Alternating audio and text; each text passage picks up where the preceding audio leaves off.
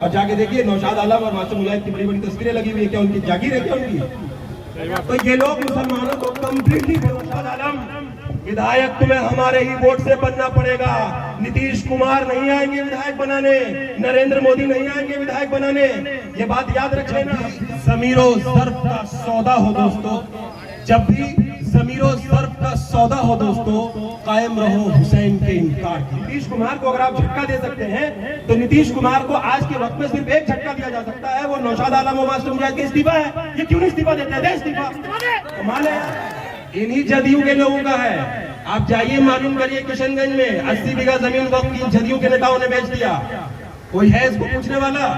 आप मालूम करिए, किशनगंज में एक अंजुमन स्टोर है, एक पत्रकार है, उसको वक्त बोर्ड ने अलॉट किया था, लेकिन जदयू के लोगों ने जमा खान को रोलेक्स की 5 लाख की घड़ी दी और उसके बाद वो दुकान अपने रिश्तेदार के नाम पे करवा दिया। तो इंक्रोचमेंट तो है, मसला हो गया। जदयू के नेताओं ने अभी तक इस्तीफा क्यों नहीं दिया? नौशाद आलम ने क्यों नहीं इस्तीफा दिया? पैसा कमाने के लिए। अरे मास्टर मुजाहिद ने क्यों नहीं इस्तीफा दिया? पैसा कमाने। बात को खत्म करना चाहता हूँ कि आसमां चलती जमीन पर नहीं आने वाला, आसमां चलती जमीन पर नहीं आने वाला। अब यहाँ कोई पैगंबर नहीं आने वाला। अपने काबे की हिफाजत तुम्हें खुद करनी है। अब अबाबिलों का लश्कर नहीं है। नेताओं का गिरेबान पकड़िए, आप इनका गिरेबान पकड़ेंगे, वहाँ नीतीश कुमार की कुर्सी हिलने लगी। माइनॉरिटी स्कूल बना है आपको डेरा मारी में, ये वक्त की जमीन पे ही बना है। ये जदयू के नेताओं ने नीतीश कुमार को गिफ्ट में दे दिया। आप बताइए इस स्कूल से मुसलमानों का क्या फायदा है? मैं खुद एमयू में पढ़ता हूँ, मैं आपको बता रहा हूँ, इस स्कूल में हिंदी मीडियम में पढ़ाई होती है। जैसा कि आप जानते हैं, हम लोग वक्त एक्ट 2025 के खिलाफ में हम लोग यहाँ जमा हुए हैं। ये सरकार, नीतीश की सरकार, चाहे बिहार में हो, चाहे खैर आप तो जानते हैं ये सेंट्रल में इनकी सरकार है और नीतीश साहब और नायडू साहब की मदद से इनकी सरकार चल रही है। मोहतरम बुजुर्गों और दोस्तों, एक शेर के साथ अपनी बात को शुरू करना चाहता हूँ कि जब भी ज़मीरो ज़र्फ का सौदा हो दोस्तों, जब भी ज़मीरो ज़र्फ का सौदा हो दोस्तों, कायम रहो हुसैन के इनकार की तरफ। मोहतरम बुजुर्गों और दोस्तों, ये वक्त का कानून लाकर नीतीश कुमार ने, नरेंद्र मोदी ने हिंदुस्तान के मजबूर मुसलमानों को एक जंग की तरफ ढकेल दिया है। आप बताइए, क्या हमारी शरीयत में मदाखलत करने का हक इसको किसने दिया? क्या नीतीश कुमार या नरेंद्र मोदी संविधान से बढ़कर हैं? क्या इन लोगों ने कसम खा लिया है कि हम मुसलमानों को बर्बाद करके छोड़ेंगे? कभी आप एनआरसी के नाम पर, कभी आप सीए के नाम पर, कभी वक्त के नाम पर। मोहतरम बुजुर्गों और दोस्तों, सबसे पहले तो हमें वक्त के बारे में जानना है। मैं बहुत चंद लफ्जों में आपको वक्त के बारे में 2-3 बातें बताऊंगा, जो कि और भी बहुत सारे कायदे यहाँ मौजूद है। सबसे बड़ी बात यह है कि सरकार ने यह कहा कि वक्त पे इंक्रोचमेंट है। मैं लंबी चौड़ी तकरीर नहीं करना चाहता, कुछ जरूरी बातें करना चाहता हूँ। मैं इस बात से इनकार नहीं करता कि वक्त में इंक्रोचमेंट नहीं है, यकीनन वक्त में इंक्रोचमेंट है। तो क्या इसका मतलब आप वक्त को ही खत्म कर देंगे? अगर मैं ये कहूँ कि मोदी सरकार में प्रॉब्लम्स हैं, तो क्या मोदी सरकार को ही खत्म कर देंगे आप? अरे वक्त में इंक्रोचमेंट किसका है?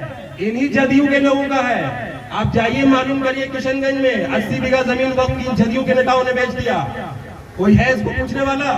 आप मालूम करिए, किशनगंज में एक अंजुमन स्टोर है, एक पत्रकार है, उसको वक्त बोर्ड ने अलॉट किया था, लेकिन जदयू के लोगों ने जमा खान को रोलेक्स की 5 लाख की घड़ी दी और उसके बाद वो दुकान अपने रिश्तेदार के नाम पे करवा दिया। तो इंक्रोचमेंट तो है, इसका ये मतलब थोड़ी है कि आप वक्त बोर्ड को ही खत्म कर देंगे। ये कौन सी बात है? आप तमाम लोग बैठ जाएं। वक्त में इंक्रोचमेंट है, इसका ये मतलब तो नहीं है कि आप वक्त को ही खत्म कर देंगे। मोहतरम बुजुर्गों और दोस्तों, वक्त, आप बताइए, ये जो माइनॉरिटी स्कूल बना है आपको डेरा मारी में, ये वक्त की जमीन पे ही बना है। ये जदयू के नेताओं ने नीतीश कुमार को गिफ्ट में दे दिया। आप बताइए इस स्कूल से मुसलमानों का क्या फायदा है? मैं खुद एमयू में पढ़ता हूँ, मैं आपको बता रहा हूँ, इस स्कूल में हिंदी मीडियम में पढ़ाई होती है। बिहार बोर्ड का वही सिलेबस पढ़ाया जाता है जो कि मिडिल स्कूल में पढ़ाया जाता है। लेकिन इन्होंने वाहवाही ले लिया कि हमने बहुत बड़ा काम कर दिया, मुसलमानों के लिए माइनॉरिटी स्कूल खोल दिया, फला फला फला। और जाके देखिए नौशाद आलम और मासूम मुजाहिद की बड़ी बड़ी तस्वीरें लगी हुई है। क्या उनकी जागीर है क्या उनकी? तो ये लोग मुसलमानों को कम्प्लीटली बेवकूफ बना रहे हैं। हमें समझने की जरूरत है। बड़ी बड़ी बातों को छोड़ दीजिए, नरेंद्र मोदी और वक्त, दिल्ली, ये सब छोड़ दीजिए। आप लोकल लेवल पर समझिए पहले मसला कहाँ है। और इतना बड़ा मसला हो गया, जदयू के नेताओं ने अभी तक इस्तीफा क्यों नहीं दिया? नौशाद आलम ने क्यों नहीं इस्तीफा दिया? पैसा कमाने के लिए। अरे मास्टर मुजाहिद ने क्यों नहीं इस्तीफा दिया? पैसा कमाने के लिए। अरे कोई भी मसला होता है लोग इस्तीफा देते हैं। फैयाज साहब यहाँ बैठे हैं, ये भी तो डिस्ट्रिक्ट काउंसिल के प्रेसिडेंट हैं। क्या इनको फिक्र नहीं है कि मैं सरकार के खिलाफ बोलूंगा तो मुझे दिक्कत होगी काम करने में? लेकिन अवामी मसला यहाँ मौजूद है, घूम घूम के प्रचार, घूम घूम के प्रोटेस्ट में हिस्सा ले रहे हैं, नौजवानों को सपोर्ट कर रहे हैं। तो कहने का मतलब ये है कि हम लोगों को ज्यादा जरूरी है, मैं नेताओं से भी कहता हूं कि हो सकता है बहुत सारे नेताओं के रिश्तेदार होंगे जदयू के लोग, लेकिन ये मसला अवामी मसला है, शरीयत का मसला है भाई, दीन का मसला है। आप इनके खिलाफ बोलिए। आप ये बताइए कि नीतीश कुमार को आप क्या झटका दे सकते हैं? आप प्रोटेस्ट करेंगे, वो आपको सीरियसली नहीं लेते हैं। अरे हंसते हैं भाई लोग हम पे।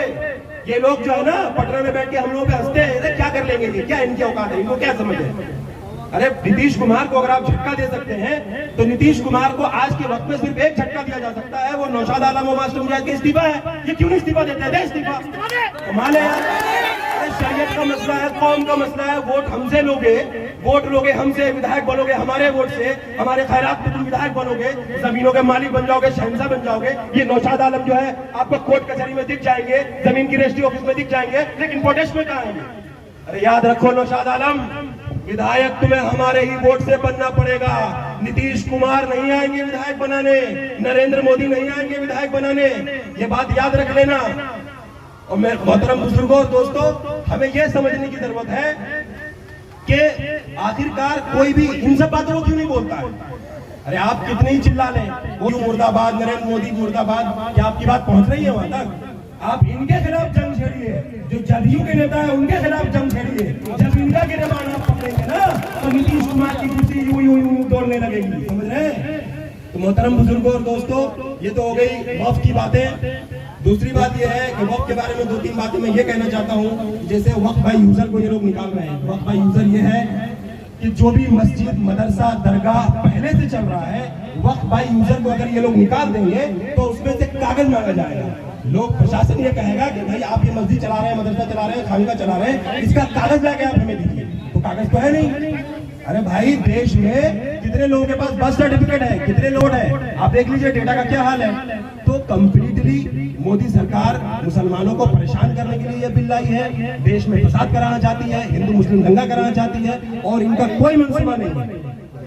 इसीलिए मैं एक शेर के साथ अपनी बात को खत्म करना चाहता हूँ, क्योंकि बहुत सारे कायदे यहाँ मौजूद हैं। एक शेर के साथ मैं अपनी बात को खत्म करना चाहता हूँ कि आसमां चलती जमीन पर नहीं आने वाला, आसमां चलती जमीन पर नहीं आने वाला, अब यहाँ कोई पैगंबर नहीं आने वाला।